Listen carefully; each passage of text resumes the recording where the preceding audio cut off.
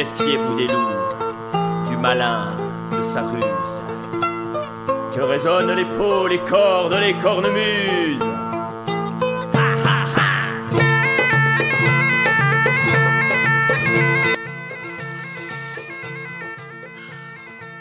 Hola, ¿qué tal? ¿Cómo están?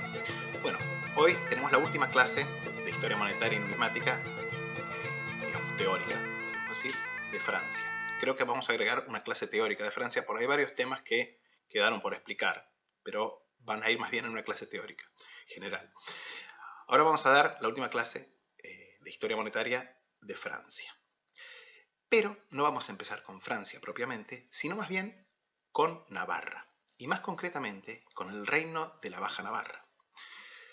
¿Qué es lo que queda del reino de Navarra luego de la anexión por parte de Castilla, concretamente, parte de Fernando el Católico, que por entonces era rey de Aragón, pero regente de Castilla, de la Navarra peninsular? Y es lo que va a sobrevivir del reino de Navarra más allá de los Pirineos, porque obviamente Fernando el Católico no se animó a cruzar y anexarse la parte, digamos, entre comillas, francesa de la Navarra. Bueno, la historia del reino de Baja Navarra está profundamente vinculada con la historia del Principado del Béarn, que estudiamos en la clase 14, si mal no recuerdo, que era la parte dedicada a moneda feudal francesa, y estudiamos también en la parte 16, en la clase 16, parte 2, cuando vimos los principados soberanos en época de los reyes Valois.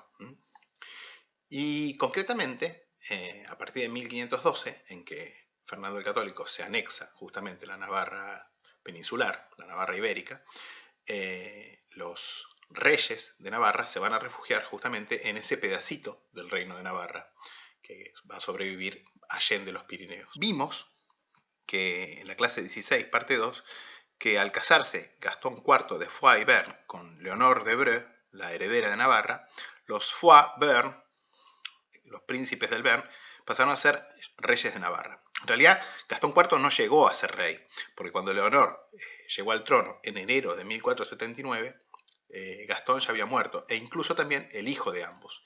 Y de hecho, Leonor va a ser reina solamente durante 2 semanas, porque va a subir al trono a fines de enero y va a morir el 12 de febrero de 1479. Pero sí va a ser rey de Navarra su hijo, Francisco Febo de Foix-Béarn. Aunque Francisco Febo va a morir muy jovencito, su hermana, Catalina de Foix, va a suceder al trono, porque Navarra no tenía ley sálica, desde ya tuvo un montón de reinas Navarra.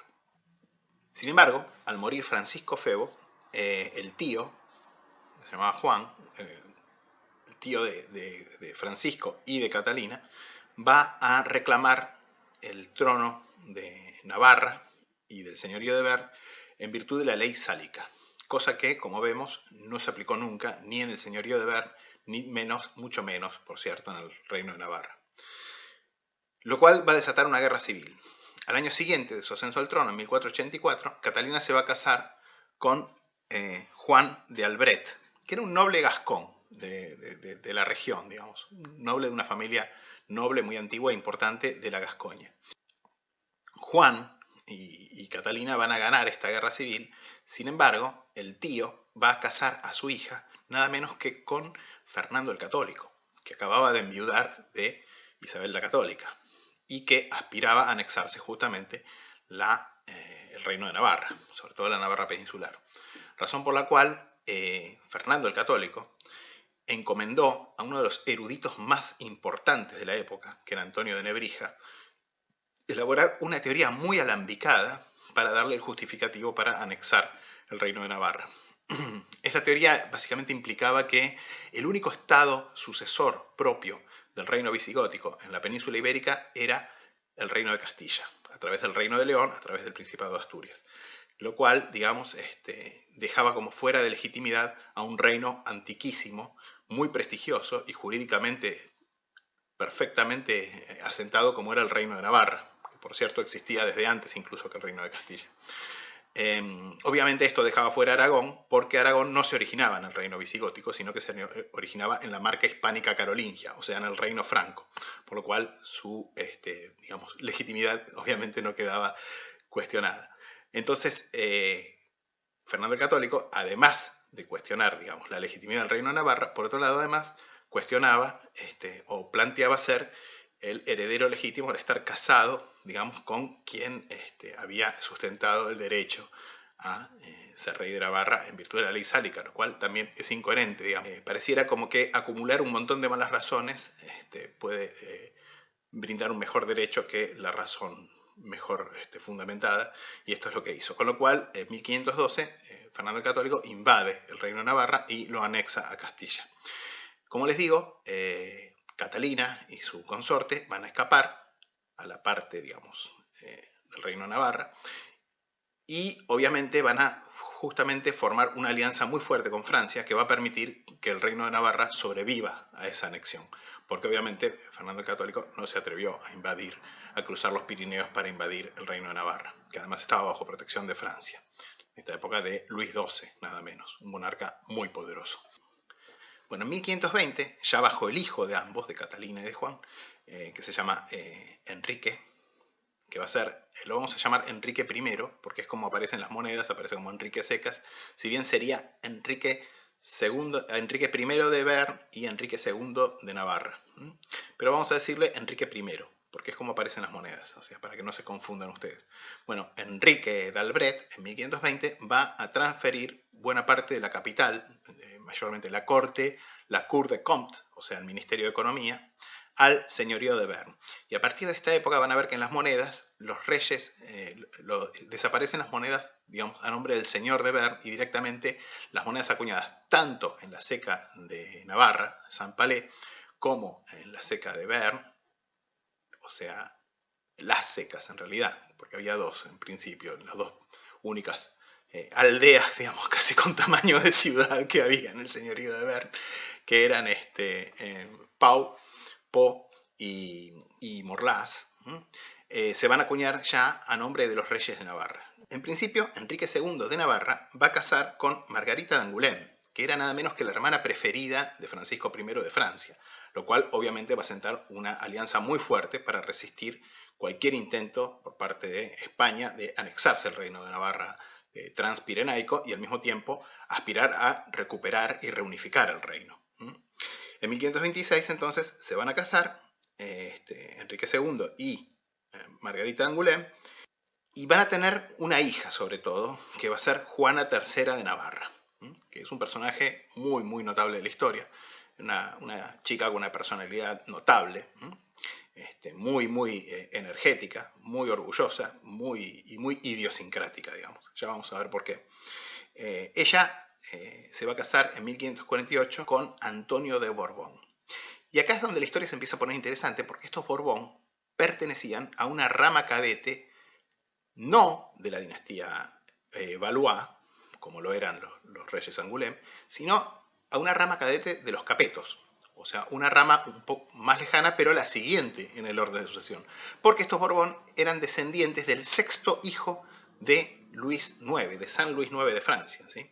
O sea que había que irse un poco para atrás, pero tenían derecho al trono, eran príncipes de sangre.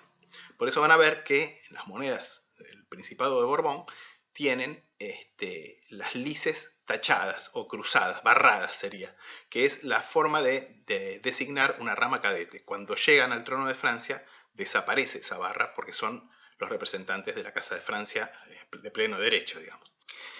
Además de ser príncipes de sangre, estos Borbón eran protestantes, es decir, hugonotes. No tanto Antonio, sino más bien su hermano Luis. De hecho, Luis estaba casado con esta belleza de grandes ojos oscuros que se llamaba Eleonora, princesa de Condé, que era una rica heredera de la zona de Picardía y que era una fanática protestante. De hecho, durante la guerra, esta Eleonora va a tener un papel destacadísimo consiguiendo y negociando apoyos tanto en dinero como en recursos, como en soldados y como también en apoyo diplomático de los príncipes protestantes alemanes para la causa hugonote durante las guerras de religión. E incluso va a gestionar y va a obtener la liberación de su marido, que va a caer 2 veces prisionero de los católicos, ¿sí? Lamentablemente, ella va a morir a los 29 años, muy jovencita, pero va a tener 8 hijos con Luis de Borbón. En 1553, por otro lado, volviendo a Antonio de Borbón, Antonio y Juana y Juana de Albret, Juana III de Navarra, van a tener un hijo que van a llamar como su abuelo materno, es decir, Enrique. Va a ser el futuro Enrique II del Bearn, Enrique III de Navarra y Enrique IV de Francia, como van a ver, inaugurando la dinastía Borbón en Francia. Pero por ahora lo vamos a llamar Enrique II, que es como aparecen las monedas. Cuentan que cuando Enrique II nació, Enrique de Borbón, digamos, su abuelo, Enrique de Albret, le dio un cofre de oro a su hija y a su yerno y le dijo, esto es para ustedes. Y el cofre de oro contenía el testamento, o sea que les legaba el reino de Navarra. Pero agarrando al bebé recién nacido, lo alzó en brazos, lo elevó por encima de la cabeza de todos y dijo, pero este es para mí. Porque tenía todas las fichas puestas en que Enrique iba a ser un personaje excepcional. Lo que él creía, el abuelo, lo que él creía era que Enrique iba a conseguir reunificar el reino de Navarra y reanexar el reino de Navarra ibérica, digamos. En realidad, Enrique hizo algo mucho más grande, que fue terminar con las guerras de religión, ganar las guerras de religión y unificar Francia bajo la dinastía borbónica. Cuentan también que el abuelo, Henri d'Albret, inmediatamente le hizo oler vino del país, o sea, vino bernés al bebé. Ahora, esto parece raro, pero parece que era una forma típica de lo que era el bautismo bernés. Y así se crió Enrique, como un chico más en esa aldea, jugando con los otros chicos campesinos. De hecho, todo el mundo veía en él como una especie de chico campesino. Hablando el bernés, el dialecto bernés, si bien obviamente también tuvo una formación como rey, ¿no? Sobre todo formación militar, y de hecho fue un militar descollante. Y también, bueno, latín, las cosas básicas que aprendían los reyes que eran importantes, digamos, para la administración. Pero en la práctica, el pequeño Enrique se crió así, salvaje, como todos los campesinos del Bearn, como todos los campesinos gascones, y por cierto que los gascones, como ya sabemos, eran los mejores combatientes de Francia. De hecho, quienes leyeron los Tres Mosqueteros de Alejandro Dumas saben muy bien que los mosqueteros eran todos gascones. Bueno, como sea, cuando creció, digamos, Enrique de Borbón va a unirse a las huestes hugonotes. Y de hecho su padre va a morir cuando él todavía era un nene, pero él pronto va a suplantarlo, a su padre. El padre va a morir en 1562 y de hecho en su padre lo va a suplantar y va a convertirse en uno de los líderes y luego en el líder supremo del bando hugonote. Mientras tanto, en 1555 muere el abuelo y asciende al trono la madre de Enrique, o sea, Juana III de Navarra. Y el mismo año en que asciende al trono, inmediatamente proclama que la religión oficial del Reino de Navarra es el calvinismo, es decir, el protestantismo, ¿no? Con lo cual, digamos, Navarra se convierte en la nación protestante más occidental del continente europeo. En abril de 1572, Juana III de Navarra, que estaba en la corte de Francia tratando de negociar con, obviamente, la Casa Real, que cada vez tendía, sobre todo la regente, Catalina de Medici, cada vez tendía a mirar con mayor desconfianza al bando católico y con mayor simpatía al bando protestante en esta época, va a negociar el casamiento, el matrimonio de su hijo Enrique, heredero al trono de Navarra, con Margarita de Valois, que era la hija menor del difunto Enrique II de Francia y de Catalina de Medici, que era conocida como la perla de los Valois porque era muy hermosa. También se dice que era muy casquivana y que no quería saber nada porque era un personaje muy sofisticado, era una chica ultra sofisticada, ultra cheta, ultra, bueno, como dicen los españoles, muy pija, muy sofisticada, muy refinada, digamos,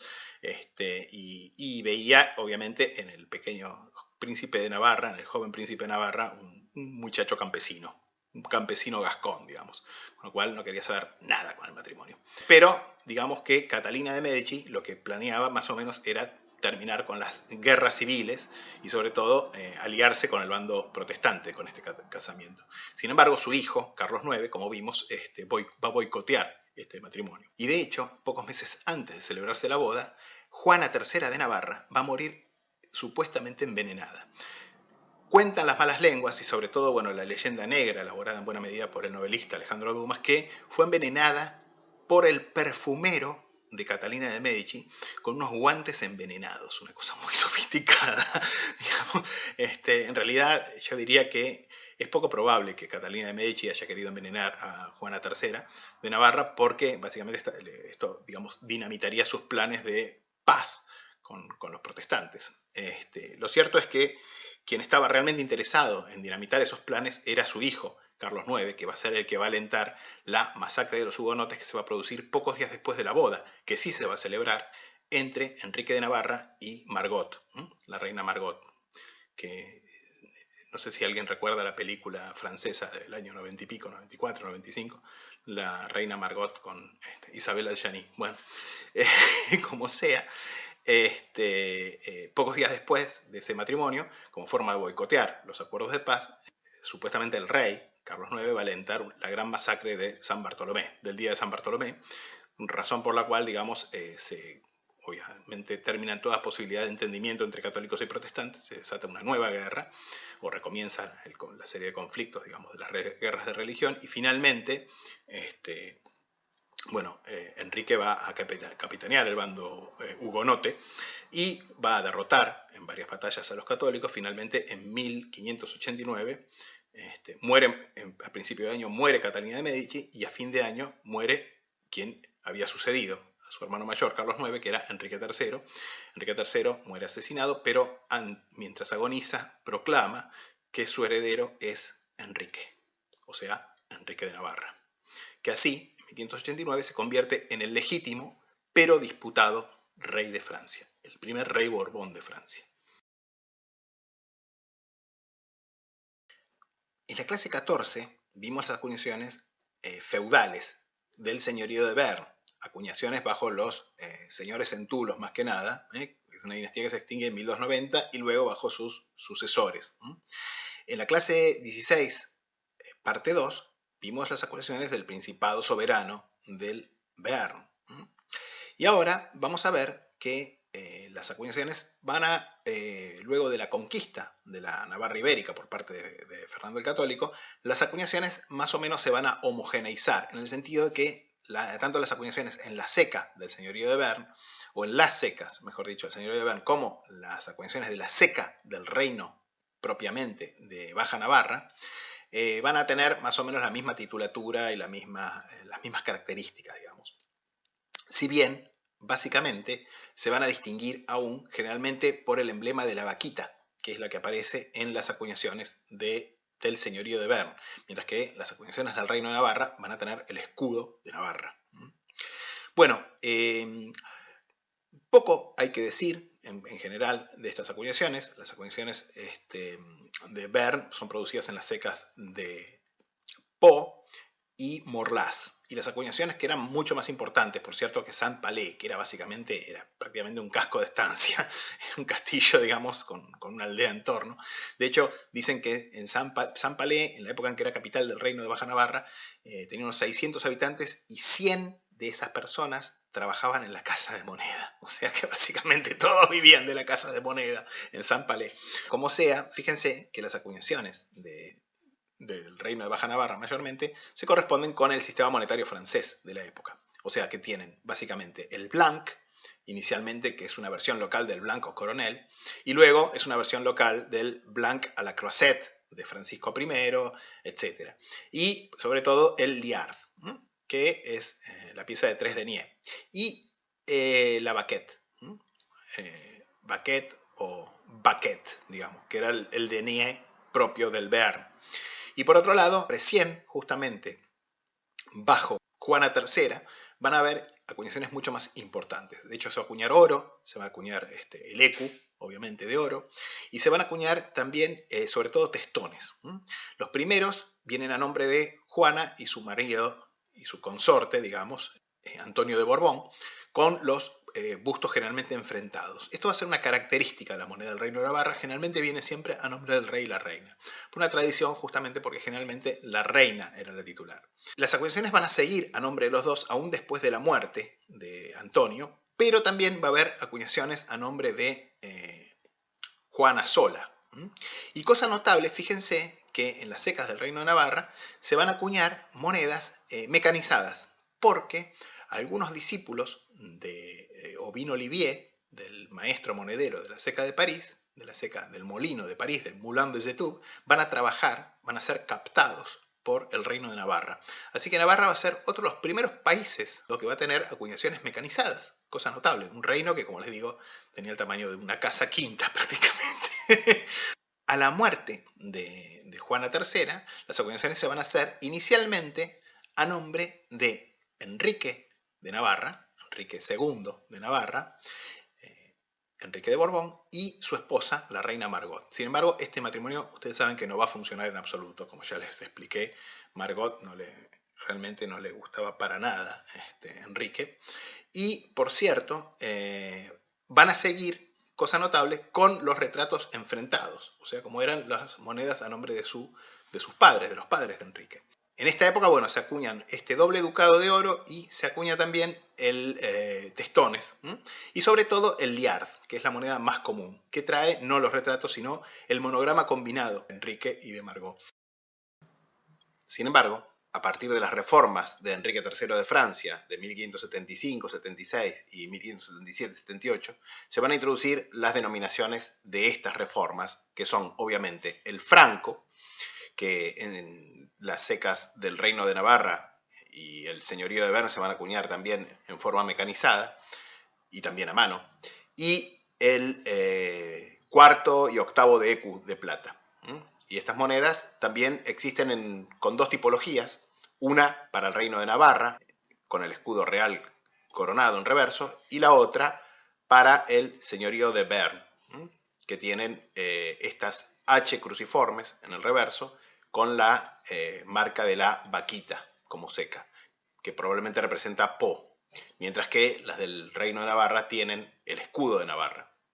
Es decir, que el principal cambio que se va a producir a partir de 1520 en las acuñaciones es que todas las monedas van a venir con doble titulatura, indistintamente de la seca donde estén acuñadas, sea en la seca del Reino de Navarra en San Palais, sea en la seca del señorío de Bern en Po.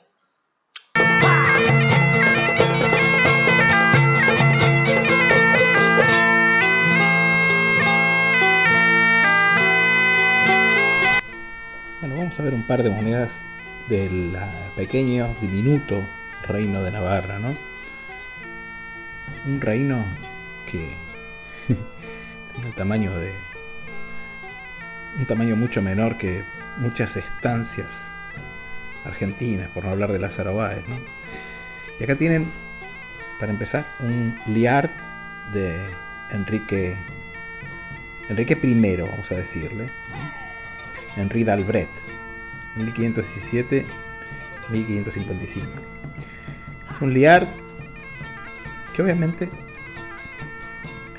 replica el tipo a la croisette, o sea, el tipo de liard introducido bajo Francisco I, si ustedes se acuerdan de la clase donde vimos los reyes Angoulême. El liard a la croisette es uno de los tipos introducidos por Francisco I en 1541, así que probablemente esta moneda data entre 1541 y 1555. La cifra real, la H coronada en anverso, Enricus de Gratia Rex Navarre, y en el reverso la crucecita, probablemente acuñado en la seca de Saint Palais, la capital del diminuto liliputense Reino de Navarra, de la Baja Navarra. Este otro liard, en cambio, está acuñado en la seca de Po, que era la principal seca del señorío o principado del Béarn. Y fíjense, estas acuñaciones conjuntas a nombre de Enrique II de Navarra, Enrique III sería en realidad, pero Enrique II del Béarn y Margarita de Valois, su esposa, la famosa reina Margot. Uno siempre se imagina a Isabel Adjani cuando piensa en la reina Margot. Tiene la vaquita debajo del monograma compuesto por la M de Margarita y la H de Enrique coronado. Y en el reverso tiene esta cruz que los franceses llaman croix tortillée, con esos extremos retorcidos. Así que esta es una moneda no propiamente del Reino de Navarra, si bien luego de la conquista de la Navarra ibérica, todas las monedas, tanto de Saint-Palais como del señorío del Bearn, vienen a nombre de los reyes de Navarra ya. Cosa diferente que antes de la conquista de la Navarra ibérica, las monedas del señorío del Bearn solamente traen el título de señor del Bearn.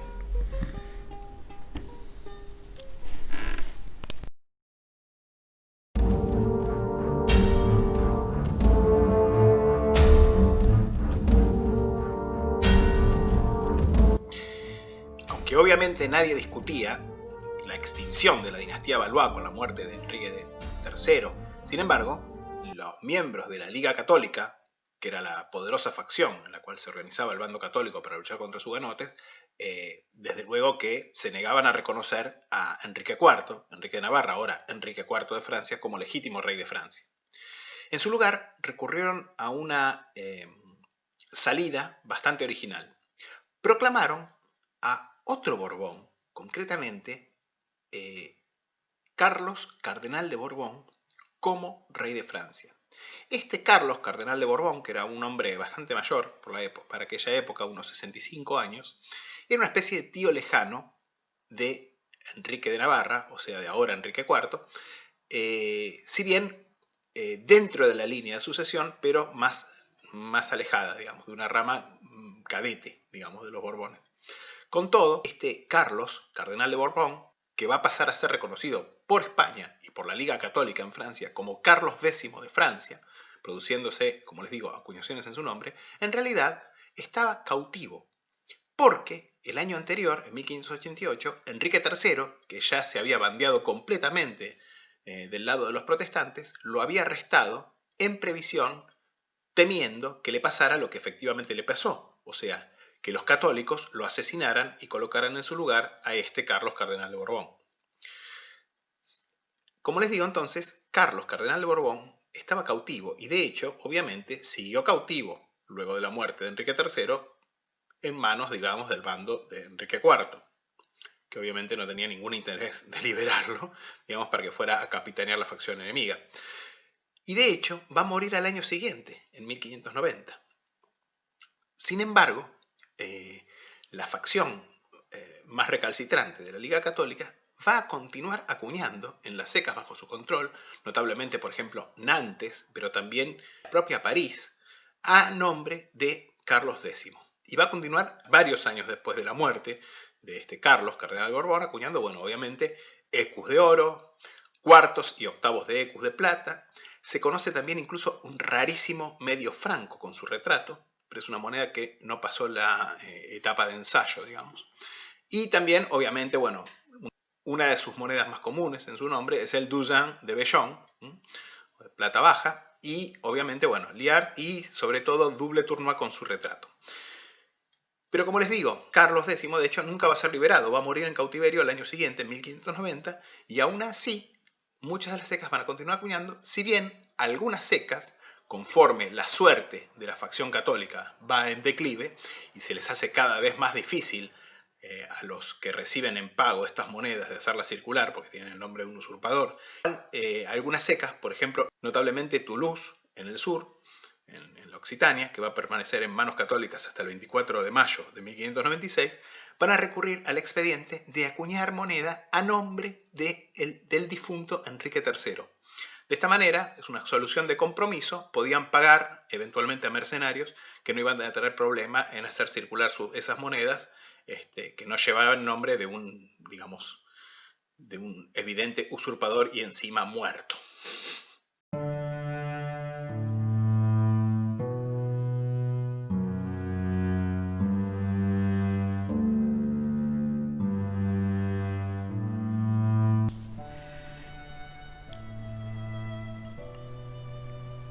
Bueno, les presento acá una moneda de Carlos X, o mejor dicho, del pseudo Carlos X, que es Carlos, cardenal de Borbón.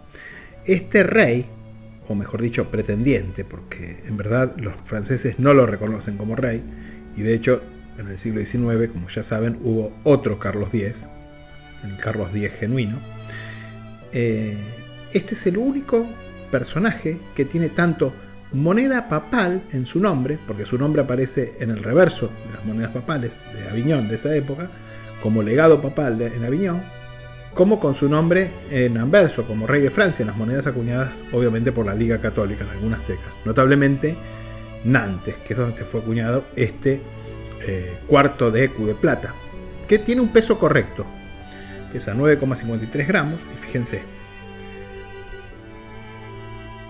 en el anverso, Carolus Decimus Dei Gratia Francorum Rex, con la Croix Bâtonnée, muy parecida a las que se venían acuñando. De hecho, la Liga Católica venía acuñando en nombre de Enrique III en Nantes, y en el reverso, el escudo con la denominación a cada lado, la leyenda religiosa típica y la T en exergo. Este cuarto de écu del año 1597, seca de Nantes.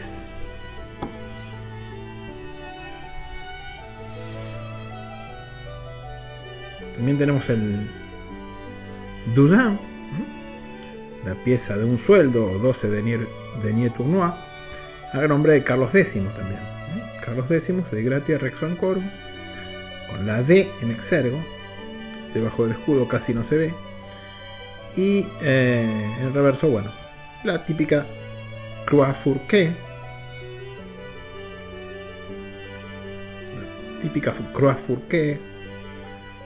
es decir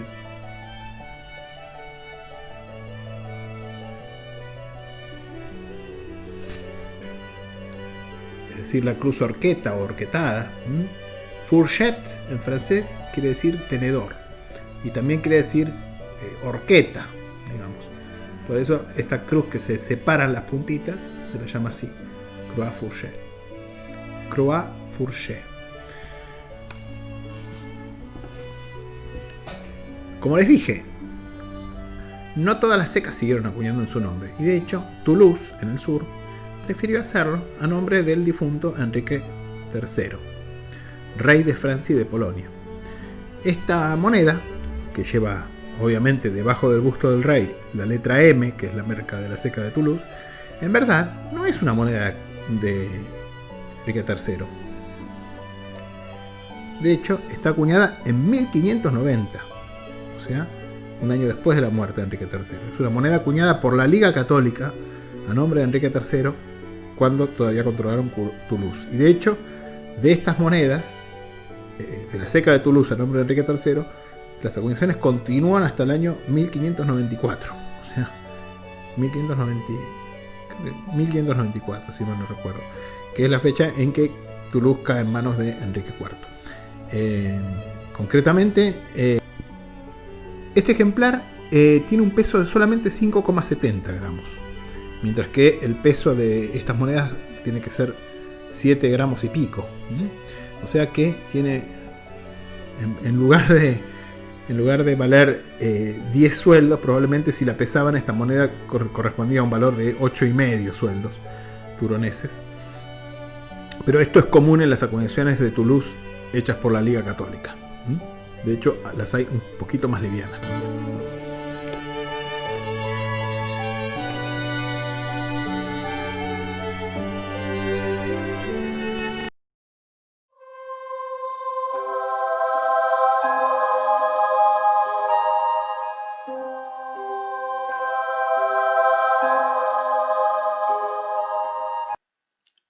Bueno, Enrique de Navarra, ahora Enrique IV de Francia, va a continuar exitosamente su campaña contra los católicos, contra la Liga Católica y sus aliados españoles mayormente, derrotándolos en varias batallas, notablemente la batalla de Ivry en marzo de 1490, luego de lo cual Enrique pasa a poner asedio a París.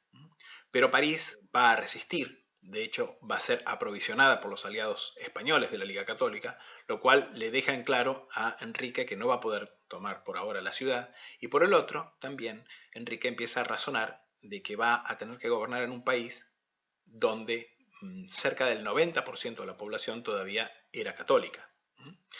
Y con lo cual, una victoria hugonote sobre la Liga Católica no iba a marcar el fin de estos conflictos de religión.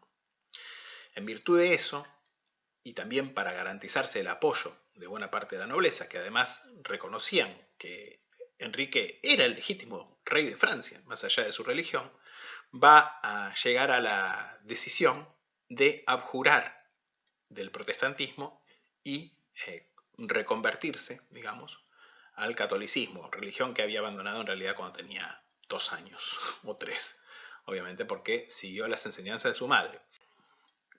Con lo cual, el 25 de julio de 1593, en una ceremonia en la Basílica de Saint-Denis, porque todavía Reims estaba en manos de los católicos y lo mismo la propia París, va a abjurar el mismo del calvinismo y se va a convertir al catolicismo.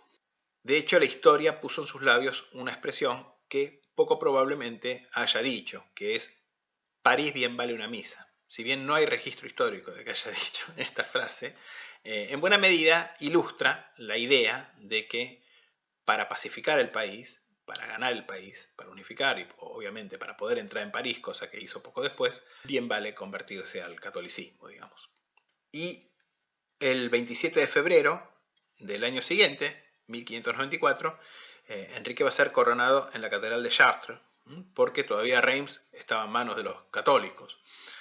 Y al año siguiente va a llegar la absolución del Papa, con lo cual, digamos, Enrique IV queda convalidado como el católico monarca de Francia. Y esto le va a ganar el decisivo apoyo de buena parte de la nobleza católica que todavía se le resistía. Ese mismo año, 1595, Enrique, en una movida meramente política, porque en realidad ya estaba virtualmente en guerra con España, le va a declarar oficialmente la guerra a España. Con esto, quienes todavía colaboraban con la Liga Católica se convierten en traidores, porque estaban luchando contra un rey legítimo por sangre, legítimo por religión, aliados a una potencia enemiga, que era España. En el marco de la guerra contra España va a recobrar la ciudad de Amiens, que estaba en manos de los españoles, que había sido conquistada durante la primera fase de la guerra, de esta última guerra de religión, por los españoles. La va a reconquistar, lo que va a ganar una enorme popularidad. Así, poco después, en abril de 1598, va a lanzar el Edicto de Nantes, que establece la tolerancia religiosa en toda Francia. Los protestantes van a obtener incluso, además de la libertad de culto, garantías.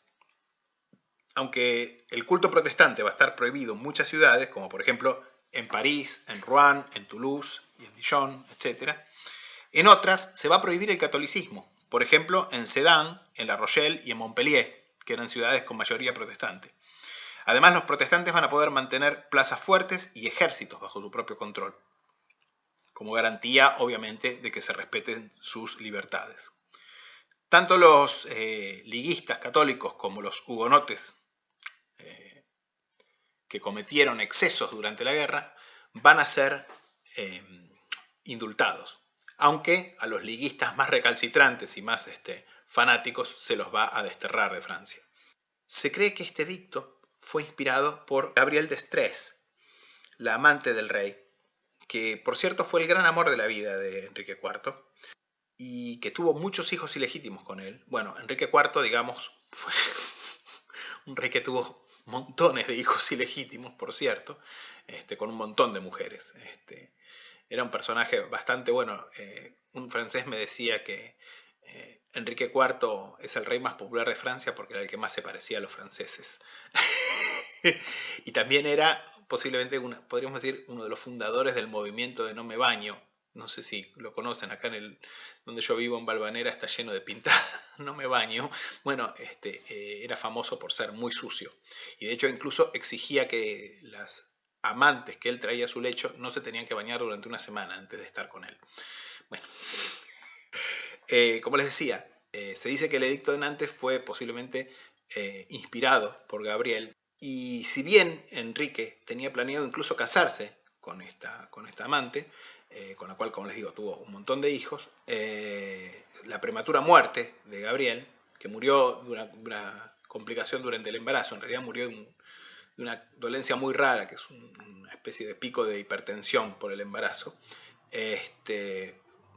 bueno, lo sumió justamente en mucha melancolía al rey. Aún así, Enrique IV siguió siendo el rey más mujeriego de la historia de Francia, ¿no? Al punto que se dice que hizo una guerra para recuperar un amante que se había escapado al territorio enemigo, a los Países Bajos españoles. Bueno, pero de esta manera, Enrique llegó cerca de los 50 años sin un heredero legítimo, porque obviamente la unión con Margot no produjo descendencia, de hecho, él la había repudiado, y los hijos que tuvo con Gabriel de Estrés y con cerca de docenas de amantes que tuvo también muchos hijos ilegítimos, pero no eran legítimos. De manera que en 1600 se va a casar por poder, siguiendo el ejemplo de su homónimo antecesor, Enrique II, se va a casar con María de Medici, la hija, obviamente, del duque de la Toscana, duque Medici. De esta manera, el objetivo además de tener un heredero legítimo, el objetivo de esta unión era balancear parte de las deudas que, como líder del partido hugonote, había contraído con los banqueros florentinos, notablemente con Medici, para financiar la guerra, digamos. De esta manera, la dote de María de Medici en parte fue a compensar la enorme deuda externa que había contraído Enrique IV justamente con la banca Medici. Y al año siguiente, Enrique va a tener de María Medici su primer heredero, su hijo mayor, que va a ser el futuro Luis XIII de Francia. Lamentablemente, Enrique va a morir a los 56-57 años asesinado. Va a ser el primer rey que va a morir víctima de un magnicidio, digamos, en la Edad Moderna, en Francia. Lo va a matar un fundamentalista católico, François Ravaillac, a puñaladas. Y cosa notable, lo que son las vueltas de la historia, en 1793 o 94, no recuerdo, cuando los revolucionarios franceses saquearon la necrópolis de los reyes de Francia, la Basílica de Saint-Denis, se le cortó la cabeza al cadáver de Enrique IV y alguien la guardó como una especie de reliquia. Esta cabeza apareció en 1919, luego de la Primera Guerra Mundial, y se vendió en subasta, considerando que se trataba de la cabeza momificada de algún egipcio, por 3 francos. 3 francos de aquella época, que es lo mismo que decir, no sé, 3 euros o menos. Y la compró un anticuario de Montmartre que durante años y años y años, hasta que murió a fines de la década del 40, supo o se dio cuenta que era la cabeza de Enrique IV. Y recientemente esta cabeza fue redescubierta y fue justamente identificada por medio de ADN y por otras cuestiones históricas mucho más interesantes, como la cabeza de Enrique IV, el rey más popular de la historia de Francia. Y hay un documental muy lindo acá en YouTube que pueden ver, está en francés, pero bueno, para los que entienden francés, la verdad que está muy bueno.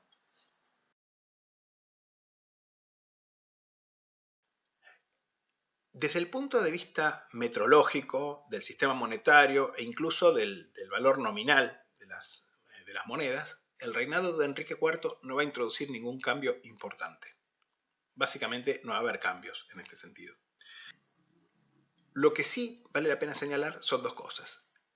A partir de ahora, los reyes de Francia, y hasta la caída del antiguo régimen con la Revolución Francesa, los reyes de Francia van a titularse siempre Rex Francorum et Navarrorum, o sea, reyes de Francia y de Navarra.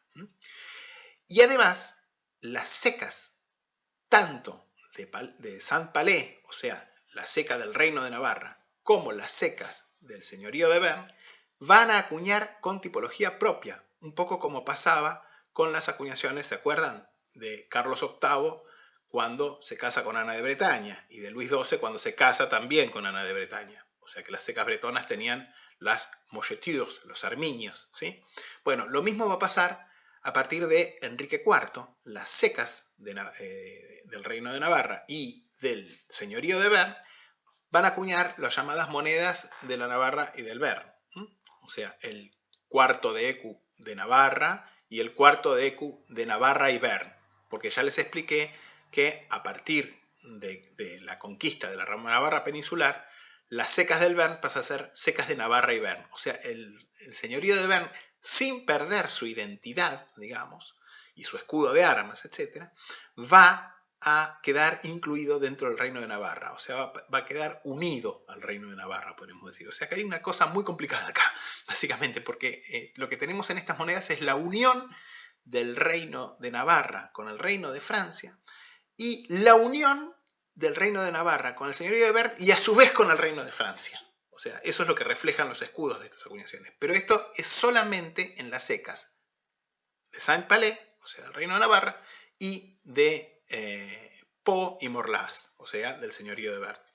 En las secas francesas, las monedas en sí siguen con la misma tipología que tenían antes mayormente, aunque aparecen en el cuarto y octavo de ECU algunos tipos de cruz nuevos, como este tipo de cruz feuillet, más característico de este reinado, etc. Con retrato se conoce además un medio ECU de plata, que es la primera vez que se acuña esta denominación, pero esta moneda es un ensayo y es rarísima. La que ven acá creo que está en la Biblioteca Nacional de París. Luego, además, tenemos medios francos y cuartos de francos, no así francos, que existe también un solo ejemplar en un ensayo, y es un ensayo acuñado en el Molino de París. Finalmente, bueno, obviamente van a tener el douzaine en plata baja o vellón. Hay un gros también, que es bastante escaso, un gros de 30 dineros, y sobre todo se va a acuñar además el liard en distintas versiones y también el doble tournois, que cada vez más se van incorporando secas mecanizadas. Además de París, de la seca del Moulin de Zetoux, que va a seguir acuñando monedas mecanizadas, vamos a tener acuñaciones mecanizadas en Chalon-sur-Saône, en Lyon, y Lyon va a producir también acuñaciones de double tournois y denier tournois para el delfinado mecanizadas.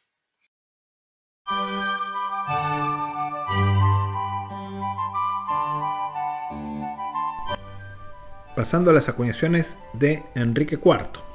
Bueno, Enrique IV también tiene el cuarto de ECU, el octavo de ECU, el medio franco y el cuarto de franco en plata. Y concretamente este es un cuarto de ECU, o sea, es la moneda más grande de la serie del ECU, de las fracciones del ECU.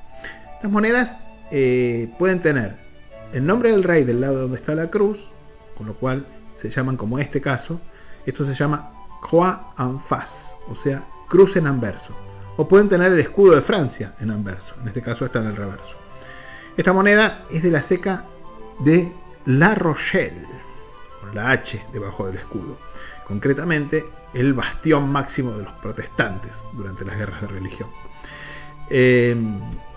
Y fíjense, la cruz que aparece en el anverso no es la típica croix bâtonnée que veíamos en las monedas de Enrique III e incluso de Carlos X, el pretendiente, sino que esta es una cruz que se la llama croix feuillet, que tiene esta forma más inusual.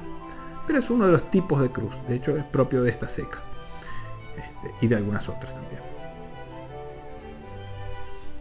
En cuanto al douzaine, la pieza de un sueldo turonés o 12 deniers tournois, también es frecuente que tengan el nombre del rey del lado en que está el escudo o el nombre del rey del lado que está la croix fourquée. En este caso es un douzaine de la seca de Saint-Lô, vean la C debajo del escudo, del tipo que tiene el nombre del rey del lado en que está el escudo, Enricus IV de Gratia Fra et Navarre Rex, o sea, rey de Francia y de Navarra. Y del otro lado, fíjense, estas monedas siempre tienen la fecha, la leyenda religiosa, y la croix fourquée cantonada en este caso de coronas y lices. La fecha es 1595. Y sin irnos mucho más lejos, acá tienen la otra versión, que es la moneda que tiene el nombre del rey del lado en que está la cruz, o sea, croix en face, como dicen los franceses, cruz en anverso. Misma inscripción, Enricus Fra et Navarre Rex, con la fecha, que en este caso es la misma, 1595. Y en el reverso la leyenda religiosa, pero ahora con el escudo, y en exergo, debajo del escudo, la L, que como ya saben ustedes, es la ceca de Bayona, Bayonne, en el País Vasco francés. Pasemos ahora al bronce propiamente dicho, y acá sí tienen un double tournoi acuñado en el molino de París, obviamente de Enrique IV, Henri IV, Roi de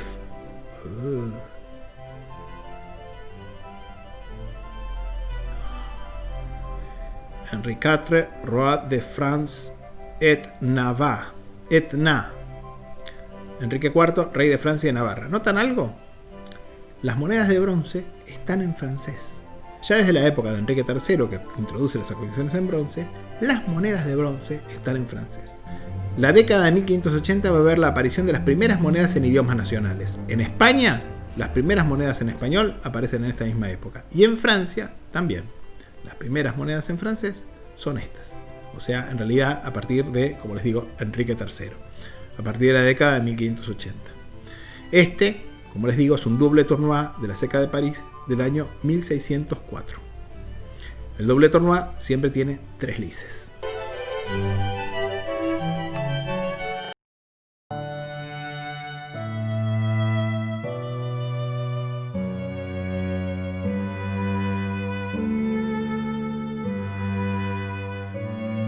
Muerto Enrique IV, asesinado por François Ravaillac, cuando iba en su carruaje camino del Louvre a visitar a su amigo y ministro Sully, que estaba de cuarentena, el trono va a pasar a su hijo mayor, Luis XIII, de 9 años de edad.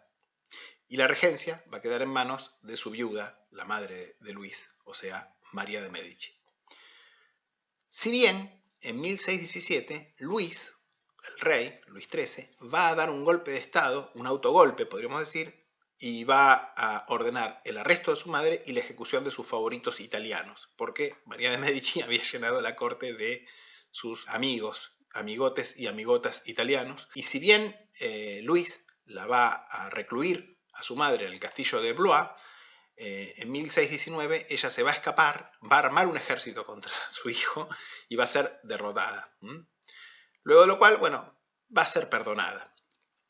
Y se va a reconciliar con ella, en buena medida por influencia de un personaje que va a ser central, que va a ser el más famoso ministro de Luis XIII y obviamente podríamos decir incluso el más famoso ministro de Francia de todos los tiempos, que estamos hablando obviamente del cardenal Richelieu. Richelieu en buena medida va a consolidar el régimen de la monarquía absoluta en Francia, que va a habilitar la siguiente etapa del poder absoluto, que es la última etapa del antiguo régimen en Francia, y además va a consolidar este poder real aboliendo las disposiciones militares y de autonomía del Edicto de Nantes. No va a abolir la libertad religiosa de los protestantes, pero sí va a abolir, obviamente, los derechos de los protestantes de tener ejércitos, de tener plazas fuertes controladas, notablemente la más importante, La Rochelle, que era el principal puerto, yo ya les dije, de Aquitania, de la Guyena. Bueno, de hecho, el propio cardenal Richelieu va a dirigir el asedio a la resistencia protestante en La Rochelle. Pero de la misma manera que Richelieu y Luis XIII le hacen la guerra a los protestantes dentro de Francia, en la guerra de los 30 años, a partir de 1630-1635, Francia se va a aliar con el bando protestante contra sus, digamos, correligionarios católicos. Pero bueno, esto es algo característico de la diplomacia oportunista de la cual siempre Francia ha hecho gala, ¿no? Luis se va a casar siendo casi un niño por orden e influencia de su madre, María de Medici, que era muy procatólica y de hecho era incluso pro-española. Y se va a casar nada menos que con la hija de Felipe III, Ana de Austria, buscando obviamente, en este caso, María de Medici, una alianza con España. Este matrimonio va a ser muy desafortunado porque de hecho Luis despreciaba profundamente a su esposa, la odiaba, de hecho odiaba a las mujeres Luis XIII, hay que decirlo, no tuvo ni siquiera amantes ni nada porque todo indica que no le interesaban en absoluto las mujeres, y encima la pobre Ana de Austria la consideraba una española y por lo tanto una enemiga, con lo cual aún así tuvo varios hijos con ella, notablemente, obviamente, el futuro Luis XIV. Luis XIV destinado a convertirse en el monarca absoluto más glorioso y poderoso de la historia de Francia.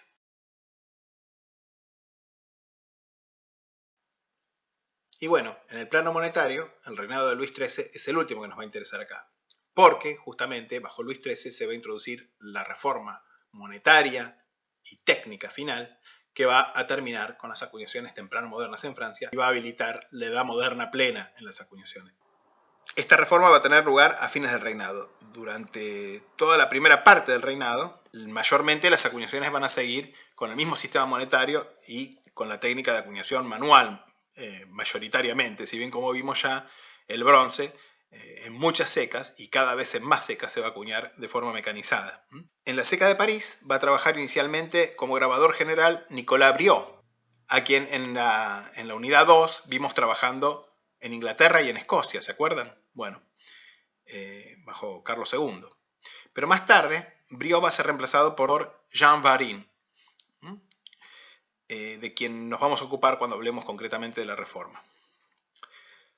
Así, bueno, como les digo, las primeras monedas de Luis XIII van a seguir el modelo de las de su padre, van a estar acuñadas con el mismo sistema monetario, en la misma metodología, con el mismo estilo. Se va a conservar la acuñación de los cuartos y octavos de écu de Bern y de Navarra y Francia. Y en fin, las acuñaciones van a seguir también los douzaines y todas las denominaciones del sistema monetario que hemos visto durante el último siglo de Francia y que tal como quedó establecido en las reformas de Enrique III en 1577. En el verano de 1640 va a empezar la reforma y el primer paso de esta reforma va a ser eliminar la gran cantidad de douzaines falsas o subestándar, es decir, monedas falsificadas, y también monedas subestándar, que eran monedas muy recortadas. Una ordonnance del verano de 1640 va a ordenar ensayar y pesar todas las monedas, estampando una flor de lis en un óvalo, aquellas habilitadas a seguir circulando, que ahora van a circular o van a correr por 15 deniers tournois, o sea, un sous-parisis. Ese mismo año se va a introducir la gran reforma. En lugar del écu de oro, que como vimos seguía valiendo 60 sueldos, es decir, 60 sueldos turoneses o 3 libras turonesas, se va a pasar a acuñar el Luis de oro, con un peso teórico de 6,69 gramos y acuñado en oro de 22 quilates, o sea, 916 milésimas, 666, con un valor de 5 libras. Su doble, por valor de 10 libras, el doble Luis, y también medios luises, por valor de 2 libras y media. Incluso se conocen también monedas enormes de 4 luises, 8 luises y 10 luises, pero estas monedas son rarísimas, mayormente ensayos. Los cuños son debidos, obviamente, a Jean Varin, que va a realizar un retrato à l'ancienne, o sea, de estilo romano, representando a Luis XIII como una especie de emperador romano con la cabeza laureada. Al año siguiente, en 1641, se va a introducir el primer, dólar francés, que es la pieza grande de plata, el écu blanc, que es una moneda justamente evaluada igual que el antiguo écu de oro, que ya va a dejar de acuñarse, o sea, en 3 libras. 3 libras o 60 sueldos turoneses, pero que ahora va a estar acuñado en plata, con 27,14 gramos de plata, también 916,666 milésimas. Esta moneda, como les digo, va a pasar a ser conocida como écu blanc y también Louis d'argent, Luis de plata, en contraposición obviamente al Luis de oro, que ya comentamos. Y se van a agregar muy pronto fracciones de medio écu, 30 sueldos, un cuarto de écu, 15 sueldos, un doceavo de écu, que va a ser la denominación más común, 5 sueldos, y de un 24º y un 48º de écu, o sea, 30 y 15 deniers tournois. Todos con exactamente el mismo diseño. Estas monedas además no tienen marca de valor, se diferencian simplemente por su tamaño y peso. Con todo, las acuñaciones a mano y en el viejo sistema van a continuar en oro y en plata, en las secas provinciales, si bien cada vez más se van a ir agregando secas locales o provinciales a la seca de París, se va a agregar pronto la seca de Lyon, etc. Y cada vez más va a avanzar, sobre todo en los primeros años del reinado de su hijo y sucesor, Luis XIV, la acuñación mecanizada en toda Francia.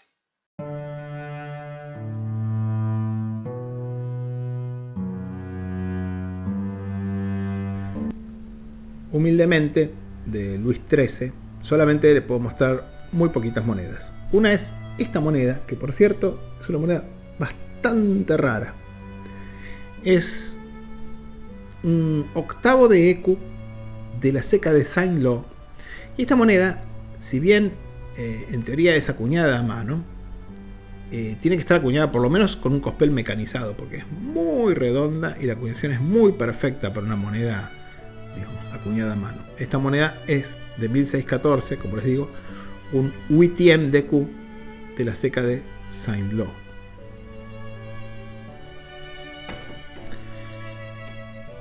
Una moneda realmente muy rara. No sé cuántos ejemplares sobrevivirán de esta moneda. Bueno, como pueden ver, esta moneda fue un colgante en algún momento, pero a pesar de ello, por la importancia científica que tiene, podemos decir, y su rareza, vale la pena tenerla igual. Solamente 31.752 piezas mise en boîte, o sea, metidas en caja, quiere decir emitidas efectivamente de esta fecha y de esta ceca. O sea que probablemente queden apenas un puñado de estas monedas.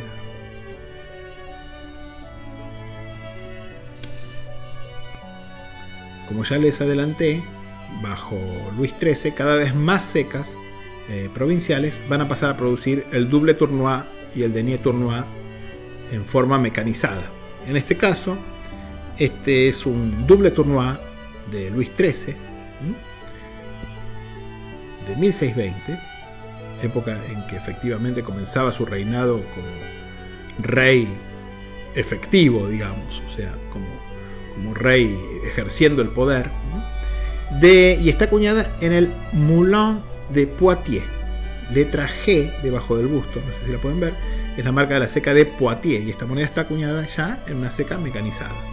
A lo largo del siglo XVII en toda Europa las cecas mecánicas van a terminar imponiéndose.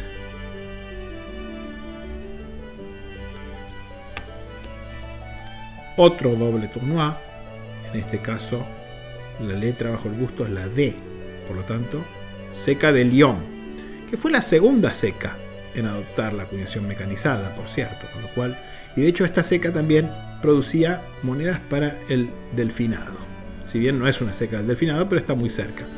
Concretamente esta no, esta es una moneda propia del reino de Francia, digamos, y la fecha, como pueden ver, es 1632.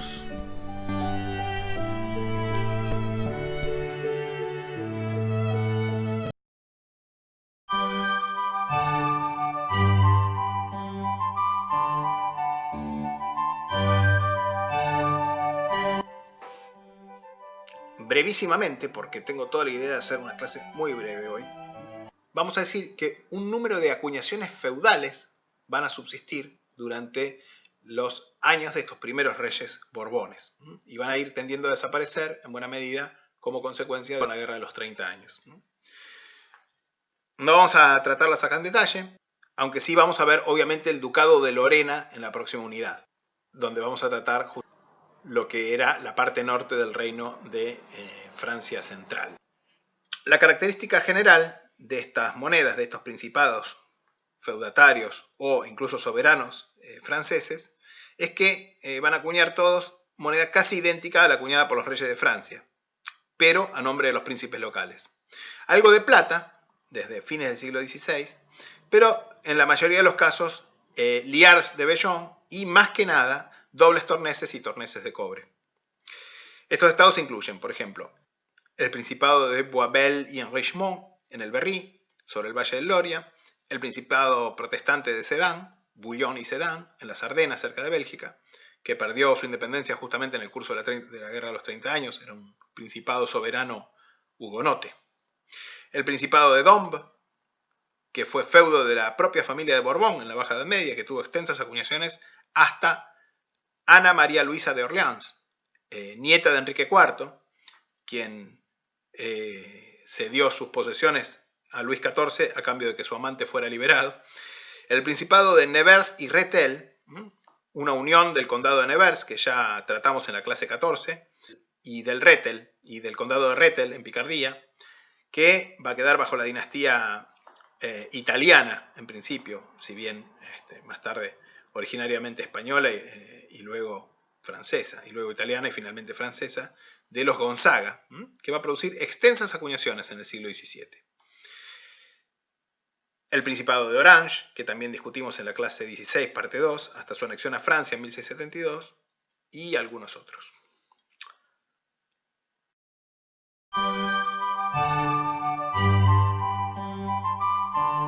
Bueno, esta es la primera moneda que les voy a mostrar de estos principados feudales y soberanos también, como en este caso, franceses del siglo de la época de los primeros reyes Borbones. Esta es una moneda del Principado soberano de Nevers y Rethel, acuñada a nombre de Carlo Gonzaga,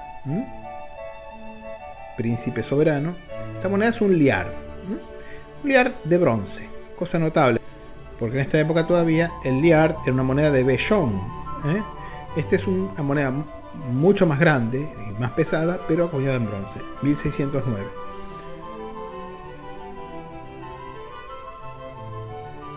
Soberano príncipe arkensis, porque el nombre oficial era Principado soberano de Arcos, d'Arche, con el escudo coronado. Acá tienen un double tournoi del Principado protestante de Sedan, con el príncipe Federico Mauricio de la Tour d'Auvergne, 1623-1642, double tournoi de 1637. Double de Sedan. Principado de Dombes, Gastón de Orleans, 1628-1657, double tournoi 1642, de la ceca de Trévoux, que era la ceca de los Dombes.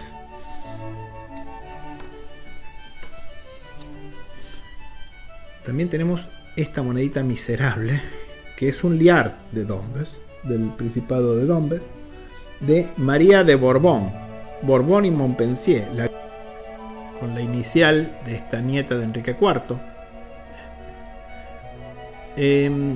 Concretamente, de esta tengo dos, les muestro una sola porque realmente no tiene sentido, son exactamente iguales. Este es el liard, a la Croix du Saint-Esprit, el liard de la Cruz del Espíritu Santo, que está basado en un diseño de liard introducido por Enrique III, y que es horriblemente común para lo que es una moneda feudal francesa, ¿no?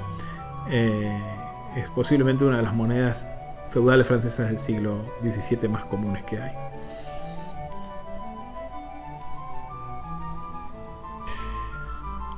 Ducado de Nevers y Rethel, Carlos II, 1637-1659, double tournoi. Esta moneda vio mejores tiempos. También conocido como Principado soberano de Arches, de Arcos.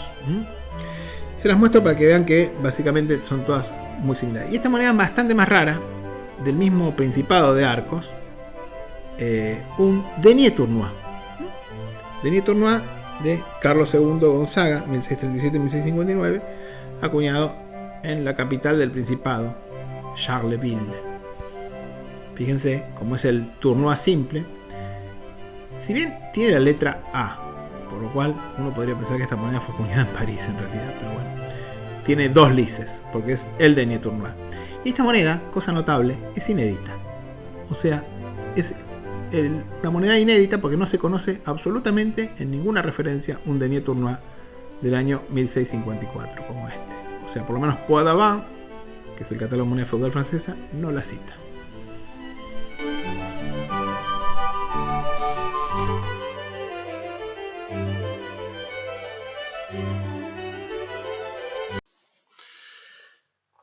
Bueno, y como epílogo, si bien cae fuera del tema de este seminario, porque nos dedicamos solamente a las acuñaciones medievales y temprano-modernas, y ya estamos en la Edad Moderna plena, el reinado de Luis XIV va a marcar justamente el apogeo máximo de Francia como potencia militar, cultural, política, máximo nivel de influencia de Francia en todo el mundo. Un rey que va a reinar 72 años, va a llegar casi como bebé al trono, y va a reinar 72 años, a lo largo de los cuales Francia se va a consolidar, obviamente, como la máxima potencia de Europa, al punto que va a anexarse un montón de territorios. Va a volver a anexarse, por ejemplo, los condados del Rosellón y la Cerdaña, que en su momento había anexado Luis XI. Se va a anexar la Alsacia, todo un enorme territorio imperial con ciudades importantísimas como Estrasburgo, que nunca jamás habían pertenecido a Francia.